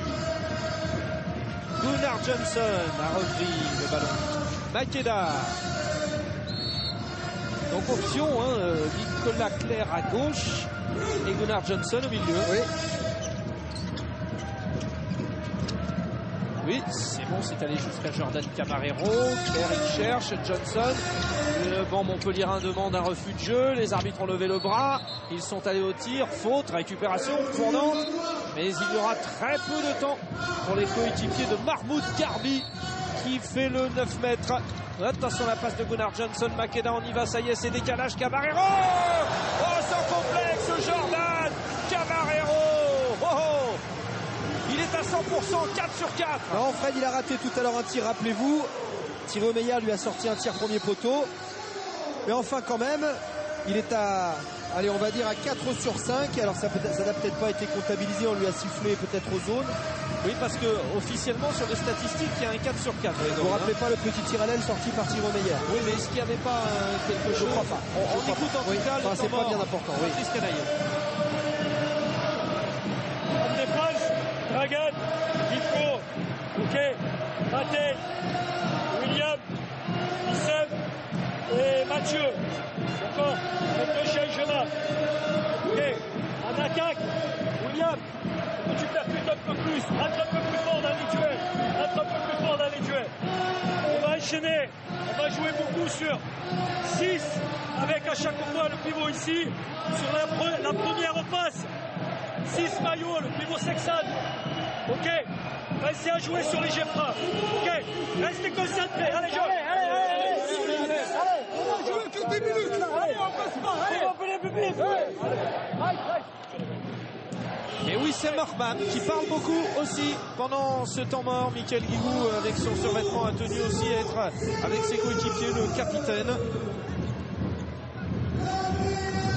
Série en cours, en fait 3-0 pour Nantes. Patrice Canaillé qui a demandé à William Acambray d'aller mettre de mettre encore plus la tête dans la défense. Alors, il a quand même face à lui O'Brien Niateux qui n'est pas le dernier en défense. Il se livre corps et âme dans la bataille. On s'attend à un beau duel entre Niateux et Acambray. D'une semaine à l'autre, ce n'est pas la même chose pour Montpellier qui a gagné la Coupe de la Ligue la semaine dernière et qui était heureux. L'histoire des 2 points de pénalité, la blessure de Michael Guigou et l'avantage de 3 buts pour Nantes ce soir pour la reprise de la D1. Compliqué pour les Montpelliérains, une Kavtichnik, Acambray, plus de percussions, je attendais. Et encore une parade de Skov sur le tir de William Acambray qui n'y arrive pas aujourd'hui. Il obtient le penalty quand même, hein. Là il prend une petite, voilà, là il se fait prendre un petit peu par O'Brien Niateux là qui est très content de rester sur le terrain. Il aurait pu se faire pénaliser une exclusion. Par contre le tir ne finira pas au fond. Donc là-dessus on ne peut pas parler de bêtises d'Acambray. On ne peut pas parler, enfin vous en parlez, mais ah bon. non, mais c'est vrai qu'il a quand même provoqué un jet de 7 mètres. Mais voilà, au bon moment. Voilà, Gajic. Oui, Encore Dragan Gajic. Ah, le pauvre Goratchkov, là, une fois de plus il est dessus. Regardez le regard de Skov après le pénalty. Il sait très bien qu'il est dans le vrai. Voilà, on lève les yeux au ciel. On sait que la lecture du tir était parfaite avec une grimace de Dragan Gajic. N'oublions pas, entorse à la cheville pour Dragan Gajic. Ce serait dramatique si Montpellier devait le perdre avant la fin du match. On attend aussi beaucoup du jeune Antoine Gutfron, mais enfin, n'est pas Gajic qui veut. 3 sur 3 au jeu de 7 mètres pour Gajic et Camarero. Échec. Cette fois-ci, nouvelle parade de Thierry Omeyer.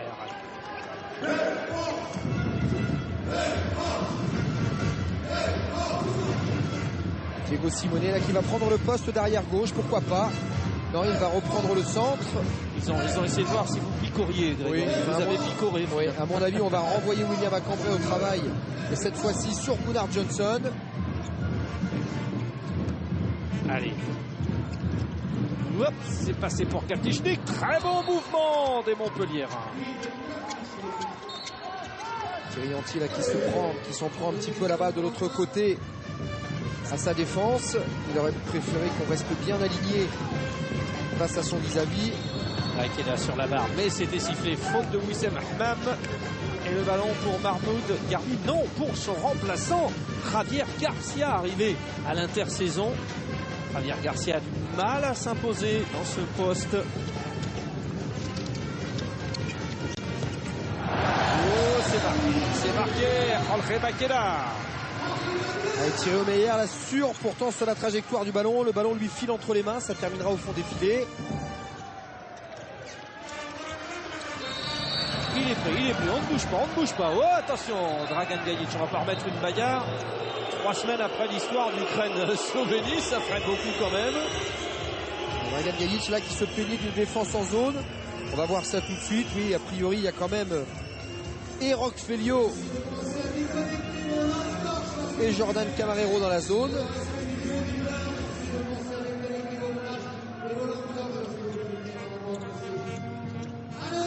Simone, Acambray, Kaptichnik. Dans cette défense très haute, hors 9 mètres sur le porteur du ballon. Là, on voit clairement que tout le monde n'hésite pas à prendre du volume. Voilà. O'Brien Niateux qui a un petit peu plus de mal sur William Acambray. Il prend 2 minutes. O'Brien Niateux, ça fait 2 fois 2 minutes. Et c'est là que l'erreur de tout à l'heure se paye comptant. Parce que tout à l'heure, il n'y avait pas vraiment de conséquences. Parce que c'était Garbi qui devait avoir les 2 minutes. Là, ça les a parce qu'au prochain, ça fera rouge pour Niateux. Ouais, ce qui est sûr, Fred, c'est que là, O'Brien Niateux, voilà, regardez sur sa défense. Il accepte le combat physique proposé par William Acambray. Voilà, là, William Acambray l'enfile tout simplement dans son dos. Ce qui veut dire tout simplement que physiquement, c'est très compliqué, je dirais, de rivaliser avec William Acambray. Il aurait peut-être fallu tout simplement jouer un peu plus sur la distance de combat. Physiquement, il n'a pas forcément la capacité d'être aussi fort qu'un William Acambray. Alors, Montpellier pour essayer de combler le retard. 1 de plus sur le terrain. Acambray poussé par Garbi. Oh là là, là aussi c'était limite. Il a pris l'option, à la manière d'un gardien de but de football. Il a plongé d'un côté, d'une certaine manière, Skov. But de Gréby.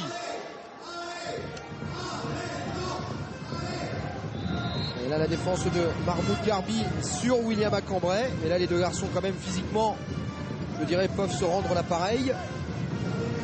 Chasuble sur le terrain, Gunnar Johnson. Il n'y a donc plus de gardiens dans les cages nantaises. Si jamais ça remontait rapidement, ça sera Gunnar Johnson d'aller dans les cages, comme l'a fait Antonio Garcia. Magnifique.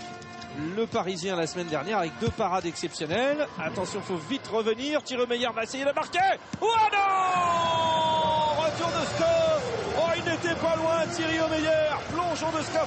Il a failli en mettre un le week-end dernier. C'est pas vrai, Thierry n'en mettra pas. On voit ça. Alors, regardez la Skov, 37 ans là, qui a encore les jambes. Alors certes, un petit peu de...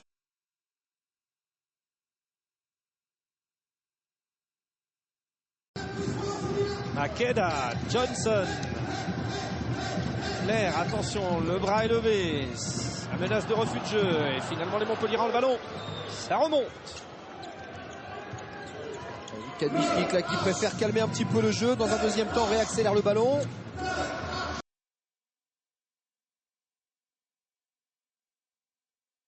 Oh là là, Mathieu Gréby qui se régale tout simplement parce qu'il laisse travailler les autres pour lui. Il ne prend aucun risque offensivement. Ça travaille dans le secteur central et dans un deuxième temps, on lui amène les ballons. Avec ses jambes magiques, il a la finition facile. Et oui, très bon temps fort pour les Montpelliérains qui égalisent. Série de 4-1. Et 6 sur 7 à la finition pour Mathieu Gréby. Makeda. Et encore Thierry Omeyer. Ah, il a une manière très précise de... C'est ça qui est fantastique aussi, c'est que tout ce qu'il fait est bien pensé. Les parades sont à chaque fois faites en fonction du tir et on retrouve les mêmes parades. Et bien voilà, c'est un calvaire pour Valero Rivera, ce Thierry Omeyer. Il le regarde, il le toise du regard, oui. Valero Rivera avait échoué avec l'Espagne face à Thierry Omeyer. Et là, c'est la même chose. Et ils se parlent d'un bout à l'autre du terrain. Ouais, il y a quand même une faute, faut être honnête. Il y a la petite poussette de Vitka Vichnik sur Valero Rivera, méritait au moins 9 mètres. Oui, qui pour le commun des mortels aurait été un déboîtement d'épaule, mais là, effectivement, c'est une poussette. Où il y a un problème pour William Acambray. Problème au doigt. Alain Carman va tout de suite voir et Arthur Octil va rentrer, donc, décidément. C'est l'hécatombe, là, pour Montpellier, vraiment. Et au-dessus pour Diego Simone. Et il était dit qu'Arthur Anctil entrerait. Alors, non, les joueurs ne sont pas du tout d'accord avec les décisions des arbitres. Carte-vous les gars.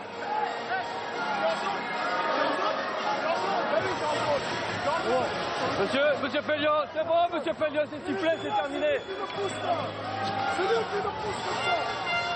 Le mec il est face à lui, il est face comme ça. Non mais il est pas. Tu dis qu'il est pas face à lui. Le pousse. Ça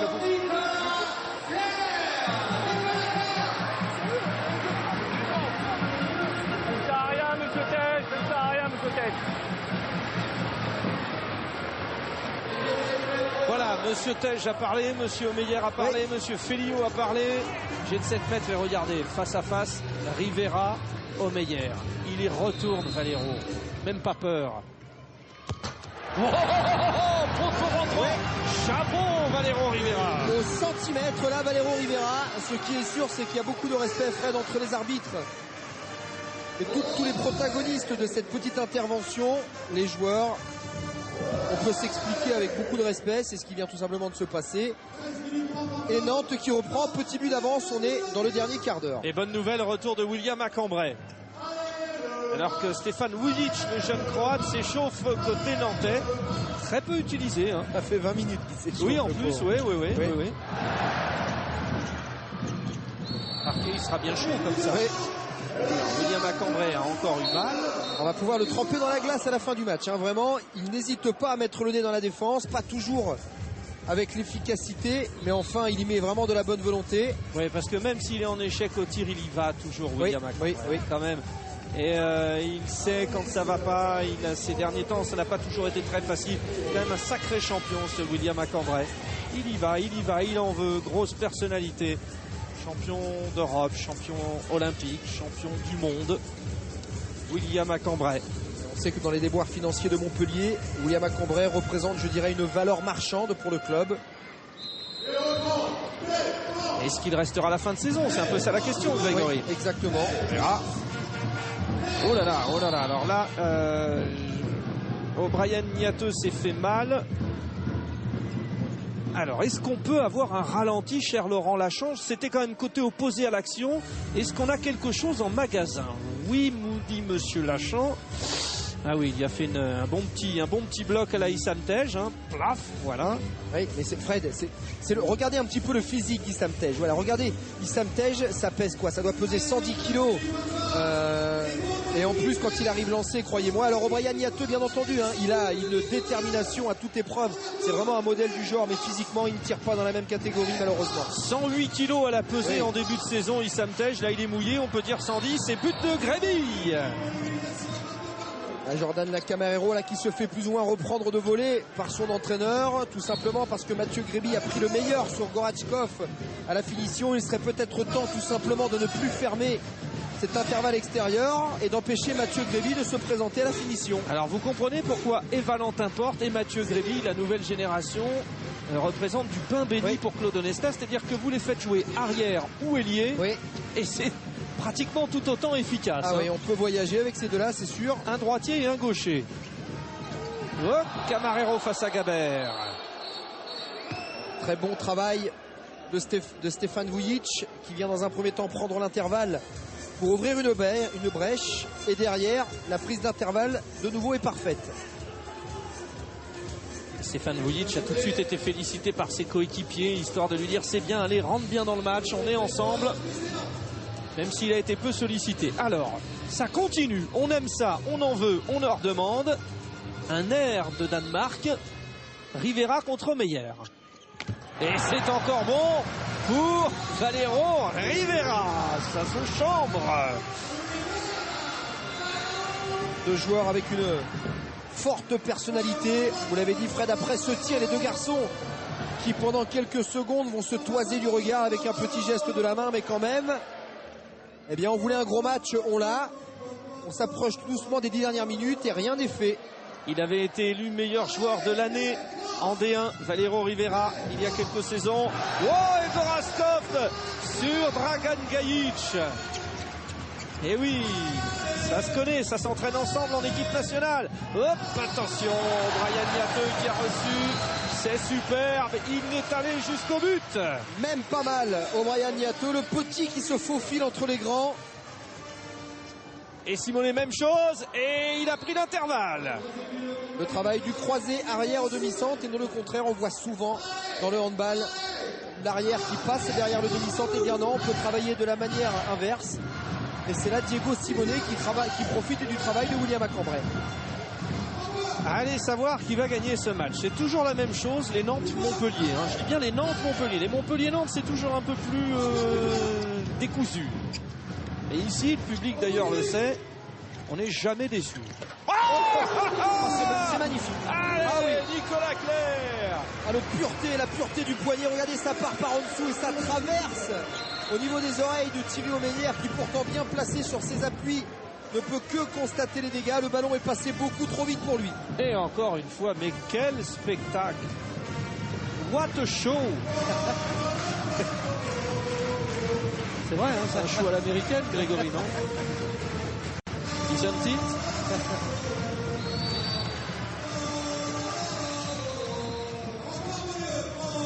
Attention, on attend le coup de sifflet, voilà, Kavtichnik, défense très haute des Nantais. Simonet Kavtichnik, c'est par terre, c'est au sol, oh non, vous ne l'avez pas vu parce que voilà, il est tout énervé. Roch Feliot, regardez comment il se relève. Attention, hop. Roch Feliot là qui se laisse plus ou moins. Et voilà, regardez là, il s'énerve. Ah oui. C'était là. Je savais que Laurent l'avait quelque part. C'était le meilleur angle en plus de face. Terrible crise de nerfs de Roch Feliot. Et du coup, Thierry Anti n'a pas besoin de s'énerver. Feliot s'est énervé pour on deux. va pas tous s'y mettre non plus. Marwan Magaïez. Marwan Magaïez, lui aussi, Fred, sur ce genre d'exercice, est capable de faire la différence. Ancien de Montpellier. Oui. Mais il n'a pas joué avec Dragan Gajic, qui est arrivé donc bien entendu après. Gajic, Magaïez. Je te feinte le... Hop, oh, c'est rare. Et ça sera de temps en temps. Qu'est-ce qu'il a voulu faire? Et c'est pas le bon moment. Le Chabalak qui va passer à côté de la lucarne. Pourtant au niveau de la hauteur c'était bon, malheureusement. Il aura manqué quelques centimètres pour que ça finisse au fond des filets. Et ça fait le bonheur de Marwan Magaïez. Et d'Antoine Gutfreund peut-être qui va rentrer. Il est parti s'échauffer. C'est vrai qu'il y a deux échecs en contre-attaque ou en attaque placée pour Gajic et un au jet de 7 mètres. Vujic avec Makeda. Et parade d'Omeyer. Ouais, c'était intéressant le travail là, mettre Makeda à l'aile et demander tout simplement de faire un écran pour lui. Makeda fort intérieur. Maître Makeda, vous. De mettre Makeda, oui. Merci. Johnson au-dessus. Il va falloir régler la mire là sur cette fin de match. Tout à l'heure Gajic, maintenant Johnson. Oui, tout le monde a peur derrière, mais il y a un filet de protection. Et même avec le filet, évidemment, ça fait peur. Simonet, non. On revient à 9 mètres. Ouais, quelques centimètres à la passe pour amener un énième ballon sur Mathieu Gréby sur le côté gauche.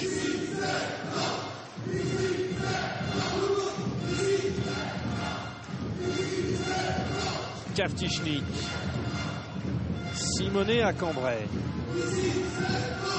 Ça sera difficile pour Cambrai de partir de loin. Allez, Gajic encore. Voilà, ça y est, Dragan Gajic, quand même, c'est bon. Il a un petit peu de mal à comprendre le comportement de Valero Rivera, là pourtant qui le connaît, il sait très bien, Valero Rivera est un peu le même joueur que Dragan Gajic avec d'autres qualités, mais très bon à la finition, capable de marquer des buts avec 1m50 à l'aile. Laisser Dragan Gajic, je dirais, se présenter face devant Skov comme ça, c'est prendre des risques. Et après le but de Gajic, Gudfront pensait qu'il devait se rasseoir sur le banc de touche, et Fabrice Grasset, l'adjoint de Patrice Canaillé, lui a dit non, continue de t'échauffer. La défense en zone, vous l'avez vu sur votre écran. Forest seul juge. Alors Patrice Canaillé n'est pas du tout d'accord avec la décision des arbitres. Et non. Et il leur parle, c'est assez rare.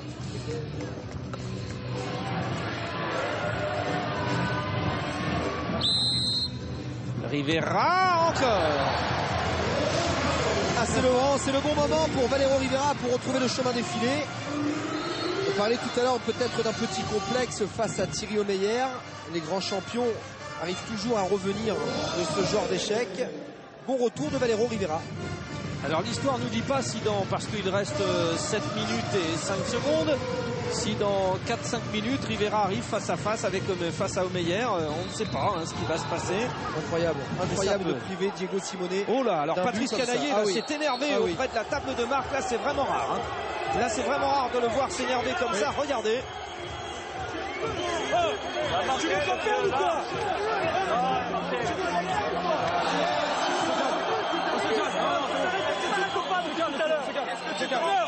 Tu veux qu'on perde ou quoi? Non, on se calme,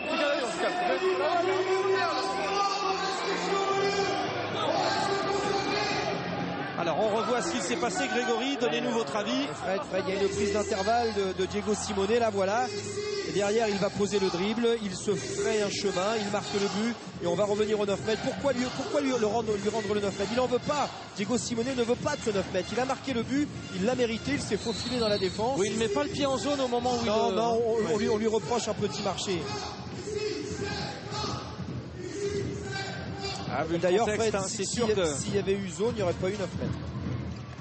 Et c'est marqué par Issam Tej. Allez, on reprend le jeu. Pour l'instant, les deux équipes se rendent coup pour coup sur cette deuxième mi-temps. Il y a de la tension, de l'émotion aussi, côté Montpellier, on le comprend, parce que là, ils ont eu quelques jours très difficiles après un grand bonheur et cette victoire en Coupe de la Ligue.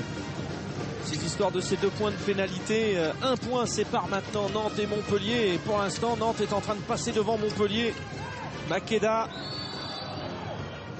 Fred, quand on parle de joueurs polyvalents, regardez là-bas de l'autre côté au poste d'ailier gauche, Stéphane Vujic, qui tout à l'heure a joué arrière droit. On sait que ce garçon a une formation de demi-centre arrière gauche, c'est-à-dire qu'il est tout simplement capable d'évoluer à 4 postes. C'est 3 postes de la base arrière, plus là actuellement, il est sur un poste d'ailier gauche.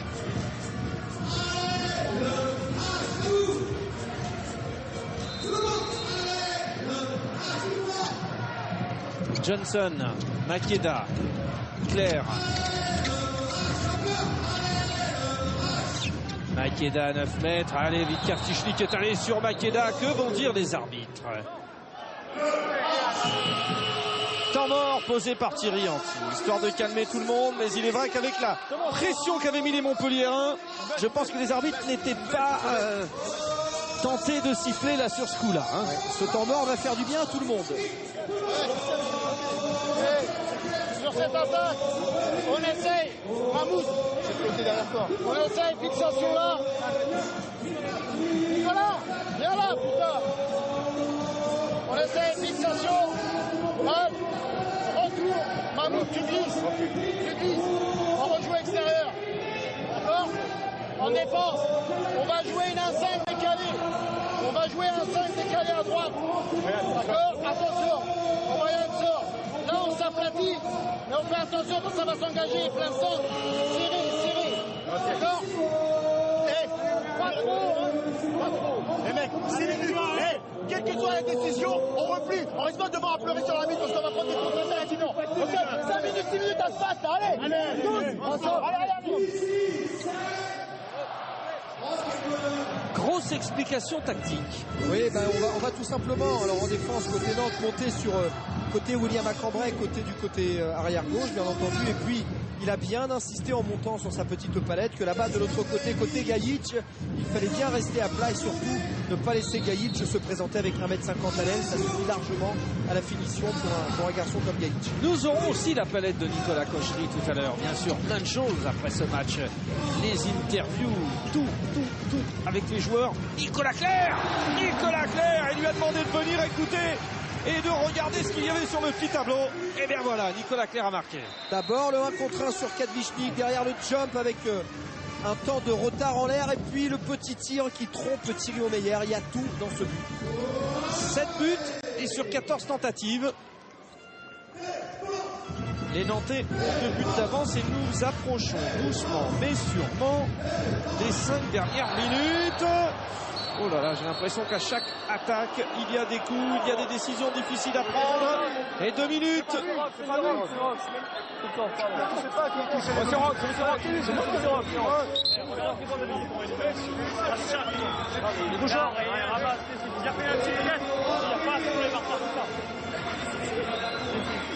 Il ramasse, il sur les les gars.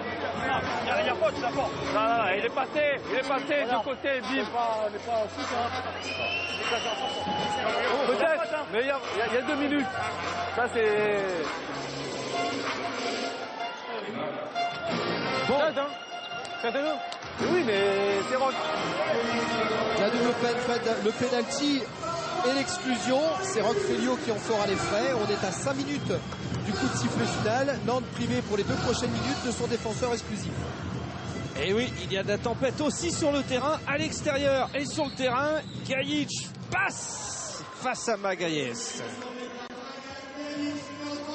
Pas facile hein, avec la tempête aussi. J'en profite d'ailleurs pour vous dire, parce qu'on a des informations ici, que le... Oh, regardez comme ça se branche. Oui, juste pour vous dire qu'il est annoncé aussi des perturbations dans le trafic ferroviaire hein, dans la région de Nantes. Là, c'est vrai que ça commence à souffler et on sent bien la tempête aussi sur le terrain.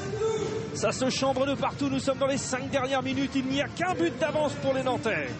Rentrée en deuxième au pivot de Valero Rivera. Makeda qui tire un peu vite, malheureusement hors du cadre. Balle d'égalisation pour les Montpelliérains. Ouh là là. Un mauvais bloc de Gabert. Ça c'est lourd. Alors relance. Oui, mais il est à 3 mètres. Oui, mais il n'est pas à l'endroit de la faute, Fred. Ah bon, d'accord. Bah, finalement, ils s'en sortent bien, les Nantais. Oui, exactement. Là, on va revenir à l'endroit de la faute. Là où Gabert a commis l'erreur, c'était entre les 6 mètres et les 9 mètres. Allez, deuxième chance pour les Nantais. Toujours en infériorité numérique. Tout à l'heure, le tir précipité de Makeda a terminé hors du but. Les Nantais qui restent sur 3 victoires consécutives en championnat. Ils ont gagné à Aix, ils ont battu ici le PSG, enfin dans l'autre salle, mais ici. Et ils ont gagné à Dijon. 3 victoires consécutives. Vont-ils faire la passe de 4? Makeda face à Kadvichnik. Nicolas Clerc à la limite du marché. Et bah ça c'est du Makeda. Oh, plus 2 pour les Nantais. C'est osé. Hein. Les Montpelliérains, eux, restent sur une défaite à Saint-Raphaël. Il y avait une victoire contre Toulouse, contre Nîmes, victoire à Tremblay aussi, mais il y avait une défaite. Et attention, ces 2 points de pénalité. Il se passe quelque chose pour le podium du championnat avec ce match. Et Gajic qui en remet un 28-27. Fred, si Jorge Makeda rate ce coup franc direct, c'est sûr qu'il se fait reprendre de volée par son entraîneur. Il a osé, c'est passé. Eh bien, tant mieux pour lui. Il y a des moments où on est porté par une force. Oui, mais enfin la force, vaut mieux qu'elle vous amène au fond des filets. Et c'est vous qui dites ça. Oui, c'est moi qui vous le dis. C'est quand même l'histoire la plus folle avec la finale du championnat du monde en 2001, on le rappelle. Pour ceux qui n'étaient pas nés, Grégory nous envoyait en prolongation et on a été champion du monde.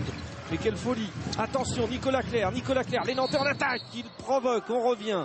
On revient, le ballon pour les Nantais, il reste 2 minutes et 25 secondes. Allez, Matej Gabert doit tout de suite se fondre dans la défense montpelliéraine. Makeda à 9 mètres et Thierry Omeyer est là. Et il va plonger, attention, le ballon est remis en jeu par les Montpelliérains. Il avait été dévié par Garbi. 2 minutes 10 à jouer, ballon pour Montpellier.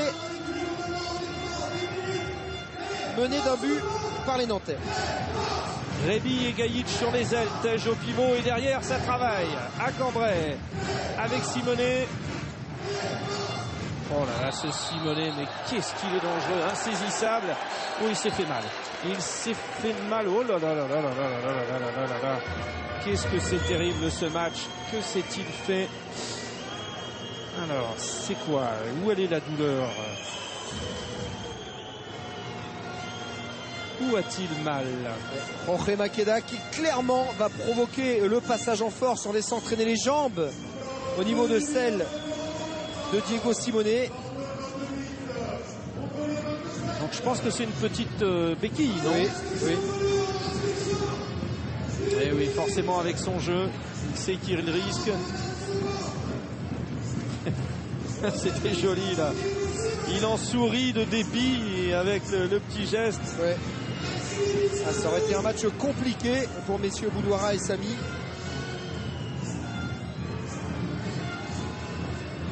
En boitillant. Ouais. Alors, terrible. 28-27 pour Nantes. 1 minute et 45 secondes. Gudfrond qui a mis la chasuble au cas où. En défense pour Montpellier, Gaïc, Kaftichnik, Cambrai, Gabert, Mam et Gréby devant Thierry Omeyer. Gunnar Johnson, Jorge Makeda, Nicolas Clerc. Nicolas Clerc, peut-être pour la balle de match. Oh là là, Nicolas Clerc, quelle rencontre il nous a fait. Nicolas Clerc. Ça fait plus de. Il est arrivé du PSG à l'intersaison. Il avait la possibilité de prendre les clés d'un gros camion, celui de Nantes. Il le conduit bien pour l'instant. Temps mort posé par Patrice Canaillé. Il reste 1 minute et 19 secondes. 2 buts d'avance pour Nantes. C'est pas fini. Joue.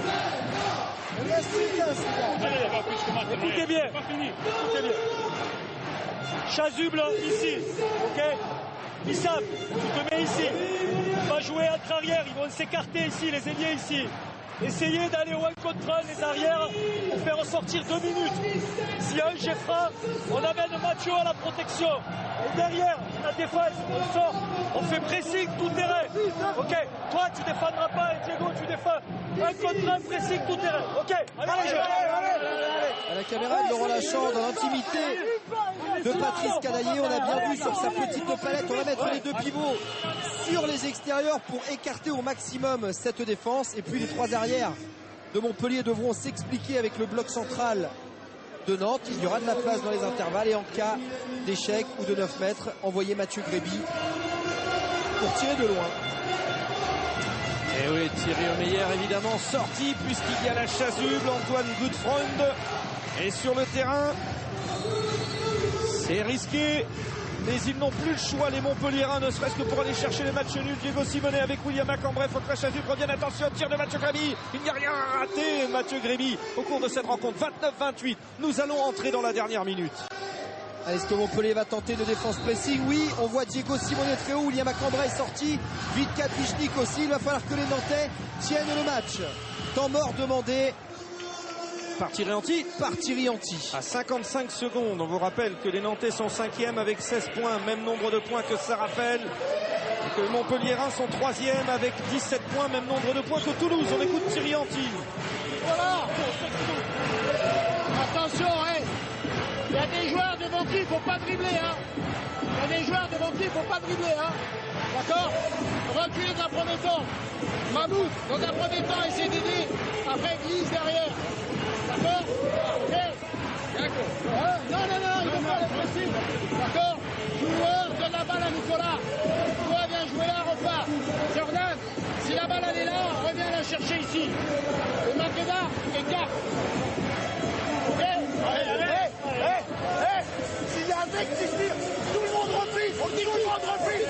Allez,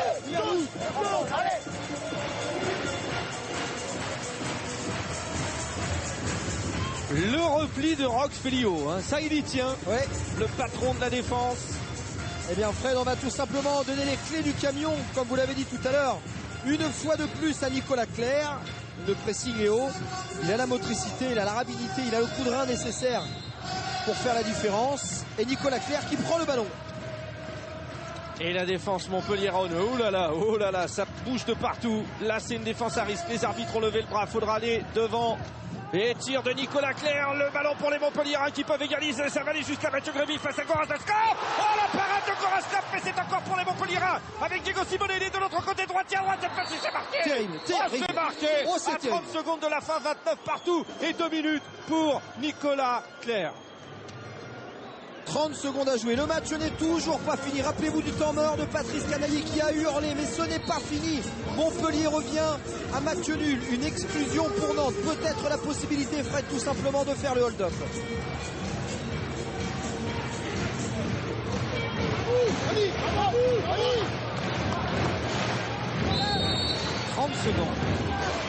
Makeda, attention, hein, ne faites n'importe quoi les garçons, parce que là le dribble en balle en main là.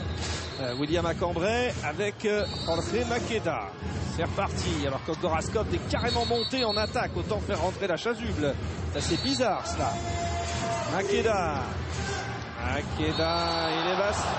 Ça sent le match nul. Où il va y avoir un dernier tir. Le chronomètre n'est toujours pas arrêté. Il va falloir tirer. Le chronomètre n'est pas arrêté. Mais qu'est-ce que c'est que cette histoire de chronomètre? Il y en a vraiment assez. Il y en a vraiment assez. Oui, Fred, oui. Là, franchement, mais pourquoi il n'arrête pas le chronomètre? Mais j'ai l'impression qu'à chaque rencontre, on a ce même problème. C'est un scandale. 10 secondes. Alors, vous voyez pas, mais en dessous, le président de Nantes complètement fou furieux auprès de la table de marque. C'est vrai que ces erreurs, en tout cas, cette indécision au niveau du chronomètre irrite tout le monde à chaque fin de match. Quand on est comme ça à match nul, ça crée toujours de la discorde. Il va falloir penser à réglementer tout ça. J'en appelle à tous nos amis du corps arbitral, on les adore, nos arbitres français, et peut-être à soulever le débat auprès des fédérations internationales, le HF, l'IHF, parce qu'il faut le réglementer, ça. Oui. Eh oui, un coup de sifflet terrible, on est sur le gong, là. Hein.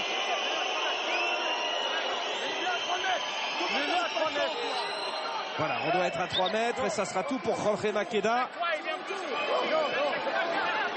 Ah, ça aurait tout changé si on avait arrêté le chronomètre. Oh, tir de Makeda sur la balle. Et voilà, c'est le match nul. 29-29 entre Nantes et Montpellier. Gros match Grégory, mais encore grosse frustration avec ces histoires de chronomètre. Fred, on va quand même parler des 59 premières minutes où vraiment les deux équipes se sont rendues coup pour coup sur ce match. 29 buts de chaque côté, ça veut dire qu'on n'a vraiment pas hésité au niveau des buts. On n'a pas eu un très grand chez Lille Meyer sur cette deuxième mi-temps. Normalement, dans les temps morts, dans les moments chauds, c'est lui qui fait la différence.